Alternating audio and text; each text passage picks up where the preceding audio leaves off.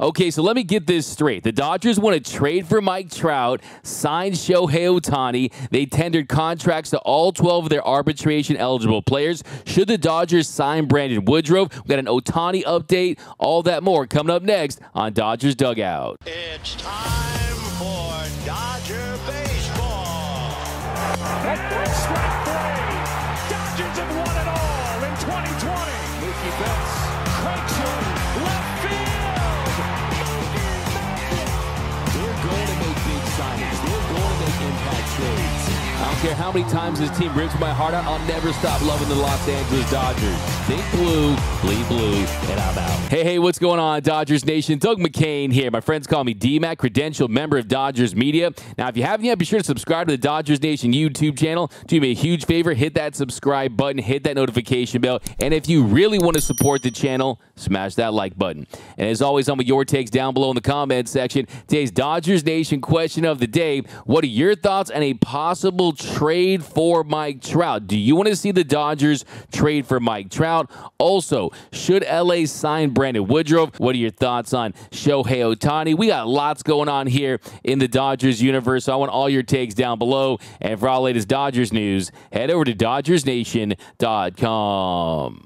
So we've got a special emergency Saturday edition of Dodgers Dugout because there's so much going on. There's rumors about the Dodgers pursuing a trade for Mike Trout. The Ohtani rumors are heating up. Brandon Woodruff, he gets non-tendered. Should LA sign him? We'll get in that in just a second, but there's so much going on. You need your vitamin D, your daily dose of Dodger baseball, and I've got your back. So let's dive right into the action. So just a little housekeeping here. Just a few minutes ago, real quickly, Robert Murray tweeted out, source free agent infielder Yanni Hernandez in agreement with the Milwaukee Brewers on a minor league contract that includes an invitation to spring training. So Yanni Hernandez, he appeared in 14 games for the Dodgers last season and went 3 for 22 with 2 singles, a double, and 4 RBI. He slashed 136, 231, 182. He started 3 games at the hot corner and once at the second sack.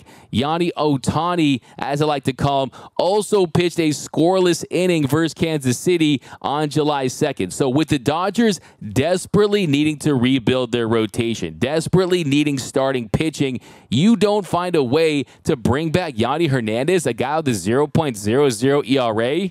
Okay, I'm just kidding. But yeah, Yanni Hernandez, minor league deal with the Brewers. Now, before we get into the rumors and the trades and all that cool stuff, we also have to do some housekeeping. Yency Almonte and the Dodgers, they agreed to a new deal for the 2024 season for $1.9 million. That was first reported by John Heyman of the New York Post and Fabian Ardai of The Athletic. Last year, Yency Almonte made $1.5 million, and he's got 4 years, 143 days of service time. He was eligible for salary arbitration this winter. MLB trade rumors, they projected Almonte to make $1.9 million in 2024, so good call by them. And if you look at the year he had last season, he got to an awful start. He allowed 18 runs in his first 18 innings of work. And everyone thought it was over, and people were talking about the volatility of bullpen pieces and that Yency Almonte was going to have a down year. But then he quietly turned his season around. From May 20th to August 11th, he posted a 2.70 ERA, a 3.32 FIP in 30 innings, had 36 punch-outs, a 29.5% K percentage, and had 14 walks in his final 30 appearances. Overall, he didn't post pretty numbers, had a 5.06 ERA, a 4.27 expected ERA, and 49 appearances with 49 punch-outs and 24 walks in 48 innings. But, like I said, he did turn his season around, and if it weren't for an injury where he sprained his right knee on August 11th and spent the final 7 weeks on the IL, he probably would have factored in to the bullpen in the postseason and had a chance to redeem himself. So, I think it's a great move for the Dodgers. Yency Almonte, he's Yency Almonte at times. I think he figured some things out mechanically. He's someone who has turned his career around in LA, just completely ditching that four-seam fastball that he was throwing with the Colorado Rockies, having a ton of success with that sweeper in LA. So glad to see Yency Almonte back. And really the biggest takeaway from yesterday's news was that the Dodgers, they tendered contracts to all 12 players eligible for arbitration this winter. They didn't non-tender Ryan Yarbrough. They didn't non-tender Yency Almonte. You had people out there suggesting that maybe they non-tender Dustin May. There were some non-tender candidates out there. I think the only one that they were probably giving some consideration to was Ryan Yarbrough. He had got non-tendered by the Rays. He signed with the Royals. He's someone that you could use as a trade chip potentially, but when you look at the premium for pitching just in general, it did make sense to keep him. Now, the other option they would have had would have been Wander Suero, and that would have given the Dodgers 13 arbitration-eligible players, but he opted for free agency. But each of the players, they have 3 or more years of Major League service time, but less than 6 years. That makes them eligible for salary arbitration for the 2024 season. The Dodgers, they're going to continue to discuss these contracts with each of these players, and if they have not agreed on a salary by January 12th, the team and the player, they're going to exchange salary figures for the upcoming season, and they're going to try to figure things out. Typically, with Andrew Friedman, you heard him discuss that in the interview. He's someone that used that file and trial system. So unless there's a player that they're going to sign to an extension, that's typically what you're going to see, like we saw with players in the past, the Max Muncies of the world. So, look, I don't anticipate any drama from that standpoint. If necessary, though, the arbitration hearings will be on January 29th to February 16th. You'll listen to arguments from both sides. They're going to be a 3-person panel there, and it's going to be probably interesting, but I don't think you're going to see any fireworks or anything from that standpoint. But Yency Almonte, $1.9 million. If you look at the Dodgers roster at the moment, they currently have 39 players. So 39 players before signing potentially a Shohei Ohtani, before signing one of these free agent pitchers that are available, Aaron Nola, Blake Snell, Yamamoto, Jordan Montgomery, any of those types. So I definitely think you are going to see players traded. We'll do a whole entire video, I think, of the top trade candidates for the Dodgers on the 40-man roster. But Andrew Friedman said it on this show that they are going to be aggressive when it comes to trading some of the players on their roster to fill some of their needs. So buckle up. I'm telling you, Andrew Friedman is going scorched earth this offseason. Now, when you look at some of the arbitration projections, so I'm telling you, buckle up. I guarantee you Andrew Friedman is going to make impact trades this offseason. Friedman is going to go scorched earth. Now, if you look at MLB trade rumors arbitration projections, you got Will Smith at $9 million, Walker Buehler at $8.025 million, Ryan Yarbrough at $4 million, Evan Phillips at $3.1 million, Brusdar Graterol at $2.55 million, Yency Almonte at $2.25 million. You saw the $1.9 million there. Caleb Ferguson at $2.25 million, Dustin May at $2.25 million, Alex Vezia at $1.5 million, Victor Gonzalez at $950,000, JP Fireisen at $900,000, and Gavin Lux at $900,000. So when it comes to the roster crunch, moves will need to be made. But what you need to know is that the Dodgers have 39 players on their 40-man roster. They avoided salary arbitration with Yency Almonte after agreeing to a $1.9 million deal. But what you need to know is that the Dodgers didn't clear any roster spots. They currently have 39 players on their 40-man roster. They avoided salary arbitration with Yency Almonte after agreeing to a $1.9 million deal. They didn't non-tender anyone. The Ryan Yarbroughs, the Yency Almontes, they did not. Okay, so now we got that business taken care of. Let's have some fun. Let's dive into these latest juicy rumors, starting with a little update on Shohei Ohtani. It was reported this morning that the Mariners are not expected to sign Shohei Ohtani. MLB.com's Daniel Kramer wrote, industry sources say that landing Ohtani doesn't appear to be within the Mariners' realistic agenda this offseason. So why is this important? Well, one, this means there's one less team for the Oakland A's to worry about when it comes to signing Ohtani. Now, I'm just playing, okay? Las Vegas A's, I still can't stomach that. I really hate that, but let's just move on. Now, as far as what do you have signed with the Mariners? Well, look, if you look back in 2018, there were a lot of reports that it came down to, one, the Mariners, two, the Angels. Ultimately, he chose the Angels. So he was very close to signing with them in 2018. I think the big difference here, though, back in 2018, that was when he was signed for a little over $2 million, right on that minor league deal, right? He wasn't going to make big money. Now he's looking for $500 million. Can you expect a franchise like the Mariners to afford a contract like the one they gave Julio Rodriguez, $470 million and $500 million for a Shohei Ohtani, and then put pieces around him? I don't think you he was ever going to sign with them is my point here. I don't think they're realistic as far as being a legitimate landing spot for Shohei Ohtani, but it still is one team crossed off the list. There were reports that Shohei Ohtani had spent summers there, that Ohtani loves Seattle, but they are off the board. They are not a threat to sign Ohtani. Now, as far as who are the top teams that are involved. Well, there was a deleted tweet from an insider that had the Cubs as one of the top teams. We talked about the Cubs yesterday. I certainly believe they're in the mix. If I had to rank them right now, the top contenders for Shohei Ohtani, 5, the Texas Rangers. They're all in on trying to maximize this window. You have Corey Seager, you have Marcus Semien, you have a ton of talent on that team. They're fully committed to pushing all the chips in to win a World Series and go back-to-back. They make sense. 4, I got the Boston Red Sox. And the Red Sox are a very sneaky team. They have tons of money to spend if they want to. You have the connection with New Balance in Boston. You got the Monster. Maybe he goes to Boston. 3, I've got the San Francisco Giants. Farhan Zaidi, he needs to land a superstar. You didn't sign Aaron Judge last year. You didn't sign Carlos Correa. They have attendance issues in San Francisco unless they're playing the Dodgers. So Shohei Ohtani does make sense. And then 2, I've got the Chicago Cubs. I think you're starting to see some smoke with the Cubs and Ohtani. Earlier this week, ESPN, they ran a story saying that the Cubs are eyeing a second chance to sign Ohtani. They were in the mix to sign him back in 2018, but the big obstacle there was you didn't have the universal DH. Now you have that, so it makes more sense. And on top of that, the top Cubs insider, Bruce Levine, he said on the Score 670 in Chicago that it is not a pipe dream, that the Cubs are realistically in the mix for Shohei. He also said, all sources that I have and other people have insisted that it could be Dodgers-Cubs all the way when it comes to getting a deal done for Ohtani. So I definitely think there is some smoke between the Cubs and Ohtani. It also came out that it's not about geography for Shohei, that he just wants to win. You look at what the Cubs did, signing Craig Counsell, one of the best managers in the sport, to that deal. You got the Jason Hayward deal coming off the books. You're probably not going to sign Cody Bellinger. You do have some prospects that you could flip for some pitching or some infield depth, some win-now pieces. So Chicago does make some sense. He would absolutely own Wrigley Field. Now, number 1,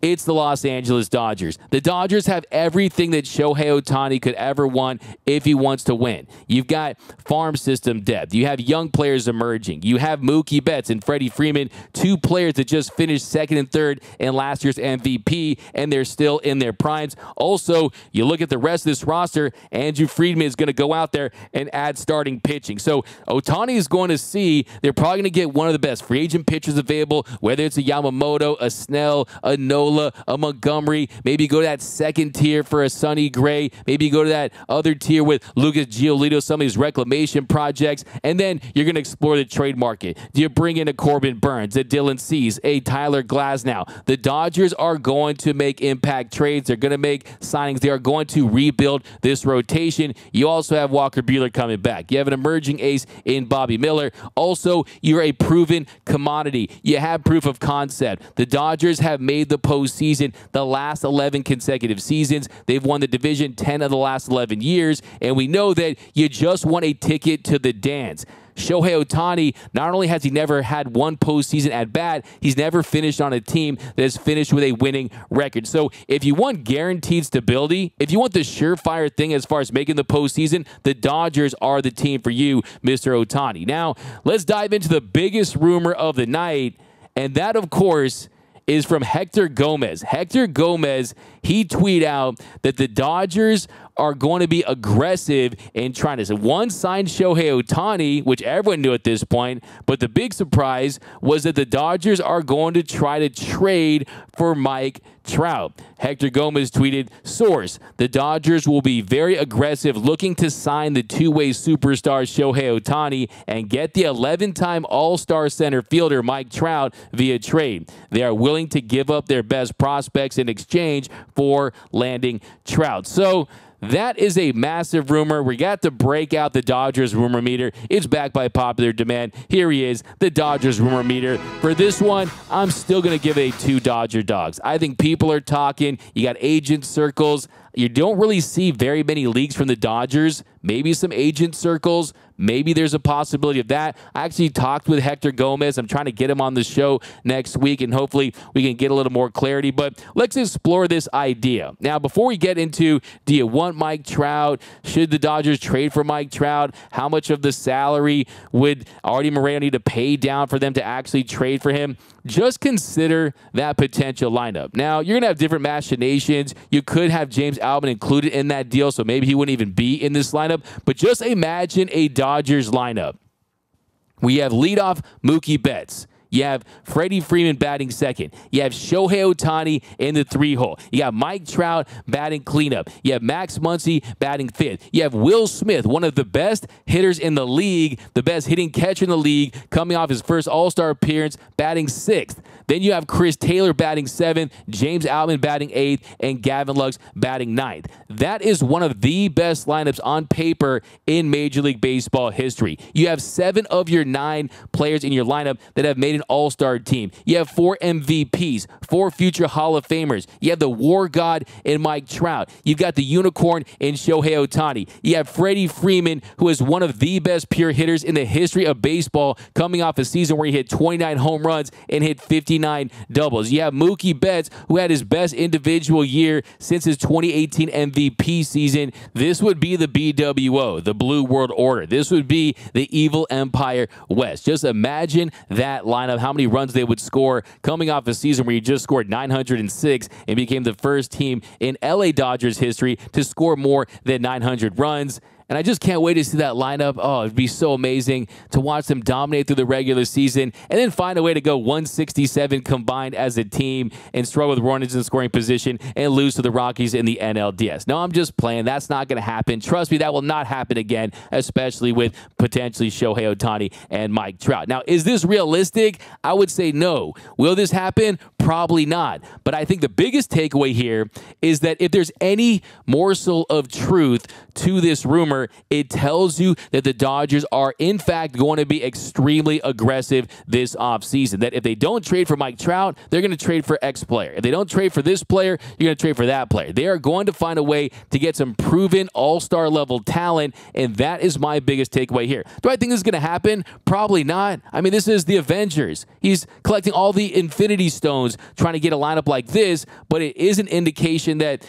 Andrew Friedman, I think, is going to be aggressive. Do you think that Andrew Friedman would have reached out to us and been on my show like he wanted to be if he was going to do anything this offseason? No, I think the fact that Andrew Friedman went on my show let you know that he is going to do damage and cook this offseason. Now let's explore this idea. Should LA trade for Mike Trout? Well, one, if the Dodgers are willing to do this and Artie Moreno is willing to pick up the call and discuss this as a possibility, you have to do this. You have to consider, you have to explore this as a possibility because, yes, Mike Trout has dealt with injuries. Yes, Mike Trout probably doesn't have that many years of his prime left, but what I've been saying for years, I've heard this take parroted all around different radio stations now at this point. What I've been saying for years, you have to take advantage of the prime of Mookie Betts and the prime of Freddie Freeman because if you do not, what was the point of signing Freddie Freeman for 6 years, $162 million? We know what you got from Mookie Betts. You won the 2020 World Series. He's been a fantastic signing, has struggled the last 3 postseason series, gone 6 for his last 48. There's no doubt about that. But still, when you look at his ability to play defense at an elite level, second base, right field, play some shortstop. There's no doubt about it. Mookie Betts was the right signing, especially at age 27. So if you do find a way to trade for Mike Trout, you are essentially going all in on this core. You're trying to say, okay, we want to do everything we can to squeeze out 1 World Series, 2 World Series with this group, and then we'll live with those contracts later as they age. I guarantee you that if the Dodgers win a World Series next year, and possibly go back-to-back and become the first team to win back-to-back titles in the National League since the 70s Reds, the first team to go back-to-back in baseball since the 2000 Yankees, you'll be fine with 5, 6, 7 down years just because winning a World Series is very difficult. But at the end of the day, that's why we play. You want to win the game's ultimate prize. Now, I do want to point out that a few months ago when Mike Trout was asked about the rumor that maybe the Angels were considering listening to offers for him and that they were open to trading him, Mike Trout told reporters, I go go through this every year. These are private conversations I had with owner Artie Moreno and team president John Carpino. I'm doing the same thing I've done the last 13 years, going into the offseason, clearing my mind, going into spring wearing an Angels uniform. Now, most players are going to say the right thing in that situation. You're not going to take too much away from that, but I think the big thing we need to see is, would Mike Trout go to the organization? Would the organization go to Mike Trout, and would they have a serious conversation about being moved? Because let's not forget, Mike Trout has a no-trade clause. He can nix any trade in the deal. He can say, I want to stay in Anaheim. I'm comfortable here. I'm a first ballot Hall of Famer. I'm one of the best players of my generation. Yeah, if we don't win, that's fine. But still, I have roots here, and that's okay. Now, another possibility, too, is that they do make him available. Would Artie Moreno really trade him to the Los Angeles Dodgers? And when would that occur? Because would it come after Ohtani signs with the team? If Ohtani signs with the Dodgers, would Artie Moreno say, okay, fine, now I'll give you Mike Trout, so you got my two prized possessions, Mike Trout and Ohtani on the Dodgers? I just can't envision Artie Moreno ever doing that, unless he thinks that the prospect capital he would get in return would be his way of giving the middle finger to the Dodgers, thinking that maybe Mike Trout is damaged goods. It's tough to envision. It truly is. We've seen wilder things. I never say never, you know that. But, man, that would be wild. Now, if you look at where his contract is at the moment, he turned 32 a few months ago. They still owe him $248.45 million over the next 7 years. So really the first big question here is, how much of that salary would Artie Moreno and the Angels be willing to pay down if the Dodgers are willing to include some top prospects? We saw this with Stephen Cohen and the Mets when they essentially paid for prospects in their deals with Max Scherzer to the Rangers and Justin Verlander to the Houston Astros. Because right now, if you're the Angels and you're going to go to a down-to-the-studs rebuild, you're going to want to get top prospects. And the Dodgers, they have just that. Would you want to get top pitching talent? Would it be a Ryan Pepiot, an Emmett Sheehan, some of those types? Would it be a Diego Cartaya, a Michael Busch, a Gavin Lux, a James Outman, some big league ready talent? We don't know what they would want in the deal, but the more they're willing to pay down, the better prospects they would get in return. So if they're willing to pay $10 million a year, $5 million to $15 million, something in that range to pay this salary down, maybe you're the Dodgers and you consider this. Because if I'm LA, my bargaining chip, my leverage play is the fact that he is injury prone at this stage of his career, and he's only getting older. So you don't see players typically get healthier as they get older. Usually these knick-knack injuries, they continue to pile up. And Mike Trout has done everything in his power to stay on the field, including hiring a team that is trying to find a way to avoid these injuries. But still, he's missed a significant amount of time in the last 3 seasons. And if you're LA, can you run that risk of using all those trade chips that you could be using for starting pitching for a Mike Trout that could potentially get injured? If you look at the 2021 season, he had a calf strain. That cost him most of that season. He played in just 119 games in 2022 due to back issues. He had a hamate bone injury that required surgery that limited his 2023 season to 82 games. He appeared in just 1 game after July 3rd, so he hasn't put together a full season in quite some time. If you look at the injuries over the last 7 years, through opening day since 2021, he's played in only 237 of a possible 486 games. So you look at that number right there, that's not very encouraging. If you look at his numbers as well, on top of that, the numbers have been trending in the wrong direction. Last season, Trout slashed 263, 367, 490. For some players, that's good. For some players, that's great. He had a 134 weighted runs created plus, so his bat was 34% above league average. But by Mike Trout standard, those numbers are low. I mean, 263 down from 283 in 2022. The slugging percentage usually is in the 600 range. He hasn't posted a slugging percentage that's been less than 600 since 2016 when he slugged 550, and that was 490 last year. It was actually the first time since his rookie season where he played just 40 games they had slugged under 500. So is Mike Trout on the decline? Well, certainly you're going to be paying for those decline years no matter what. It's just a matter of, can you get him back to being that 150 weighted runs created plus player, that MVP player that he's been throughout most of his career? I have my doubts. I'm not all in on the idea of Mike Trout unless you can guarantee me you're going to find a way to acquire 2 frontline starters externally, whether it be through free agency or the trade market, that you're not depending on Walker Buehler and Bobby Miller and some of these internal options. Unless you're guaranteeing me that, I'm not going there. What I always say, it's like buying a Porsche when you don't have a functioning toilet, right? You can't do that unless you fix starting pitching. That is the number one priority this offseason. Starting pitching, starting pitching, starting pitching. Let me say it louder for the people in the back. Starting pitching. You can't win without it. The Dodgers need it. But it is a very interesting idea. It is Mike Trout at the end of the day, one of the best players of his generation. He's the war god for a reason, but I do think it's complicated. Now, as far as where he would fit in, would he play center field? I'm not so sure at this stage of his career. When you look at the injury history, when you look at the issues he's dealt with, if he does, though, you're going to need a dependable backup center fielder, whether that be James Outman, if he's still on the team. Chris Taylor can play that position. We know Mookie Betts can slide over to center field, although I wouldn't want to see that. I think it would make more sense if you want to keep him fresh to move him to left field and have James Outman stay in center field, because defensively, he graded at above average pretty much in every single category. So that's what I would do. If I would trade for Mike Trout, I would have him at one of the corner outfield spots, try to do everything I could to keep him fresh and focus on being productive at the plate. Now, on a scale of 1 to 10, how much do I want this? I would probably say a 6. I'm not so sure I love this deal just because, yeah, he's one of the best players of all time. Not even just a generation, but until we fix starting pitching, I don't know if we can afford this luxury. And then on top of that, I mean, you got to take it with a grain of salt. I mean, this time of year, it's rumor season. Hector Gomez, I know him.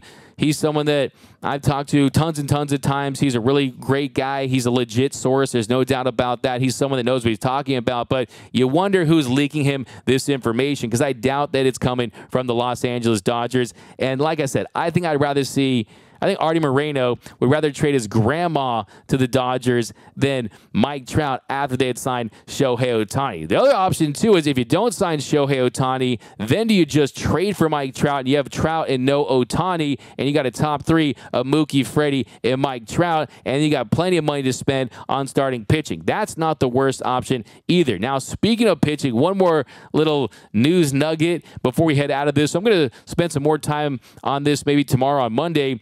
But Brandon Woodruff, he was non-tendered by the Milwaukee Brewers. I think this was a no-brainer move for this Brewers franchise. We look at it, he was set to earn over $11 million, possibly $11.5 million in his final year of arbitration. He wasn't going to re-sign with that team. He's dealt with injury issues. So if you're the Brewers, why would you give that much money to a player that's not going to pitch for you? And you're a organization that's very cost conscious. You're not a big revenue team. So wasn't surprised by that at all. The only question I had was, would the Brewers trade him before the non-tender deadline? I think there was a possibility of that. They clearly didn't get a deal done. So you wonder, what will Brandon Woodruff do?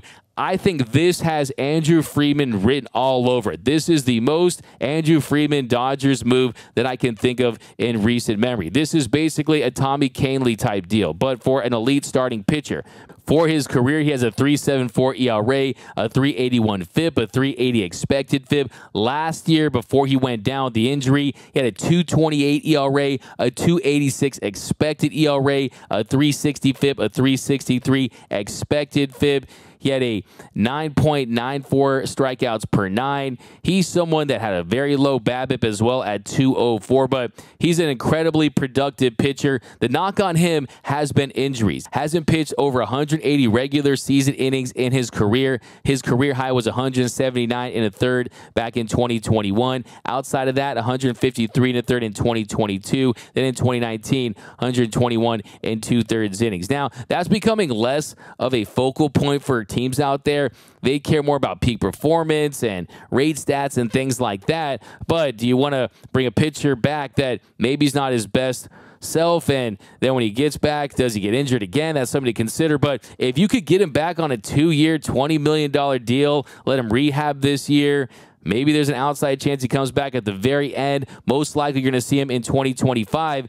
That's a very sensible move for the Dodgers. That's the Andrew Friedman special right there. You could even give him that vested club option for innings pitched for the 3rd season. So this is a way to take advantage of a pitcher that is absolutely a top 10 to 20 pitcher when he's right and get him at a discounted rate where you're not committed to him for years. So I absolutely would explore a deal for Brandon Woodruff if I was the Dodgers. I think if you're Brandon Woodruff, LA makes a ton of sense. This is an organization that at this point, you look at all the pitchers' injuries that they've dealt with throughout the years, they know exactly what it takes to get a pitcher right, and they're going to pour resources into that. Yes, I see out there saying, okay, there's all these pitchers' injuries. This is not an exclusive problem to the Dodgers. You're talking about an issue throughout Major League Baseball. That's just the reality of the situation. And look, the Dodgers, they get really good pitchers. When you have high-level pitchers that throw really hard, you're going to get injured. So that's really why it feels like the Dodgers are